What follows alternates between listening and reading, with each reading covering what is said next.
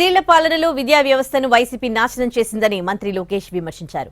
పాఠశాలల్లో 12 లక్షల మంది విద్యార్థులు తగ్గారని అన్నారు మంత్రి. లోకేష్ వ్యాఖ్యలపై మండలిలో ప్రతిపక్ష నేత బొత్స అభ్యంతరం తెలిపారు. విద్యా వ్యవస్థను భ్రష్టు పట్టించారని అనడం సరికాదన్నారు ఆయన. ప్రభుత్వ పాఠశాలల్లో సంఖ్య తగ్గిందనే విషయం వాస్తవం అధ్యక్ష.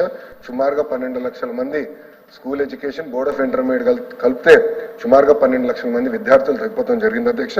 ఇప్పుడు ఆ సంఖ్య 33.4 లక్షలకి వచ్చింది.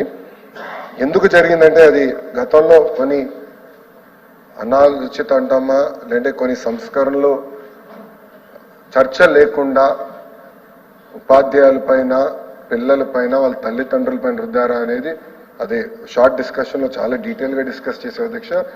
ఆ జియోనే 117 జియో. ఆ 117 జియో వల్ల లోకల్ ఇష్యూస్ పరిగణనలో తీసుకుండా చేశారనుక అక్కడి నుంచి ఫాస్టర్ డిక్లైన్ జరిగి పిల్లలు ప్రైవేట్ పాఠశాలలకు మారిపోతాం అనేది జరిగింది. మంత్రి గారు చెప్తున్న 12 లక్షలు అనే సంఖ్య నాకైతే ఎక్కడి నుంచి వచ్చిందో తెలియదు.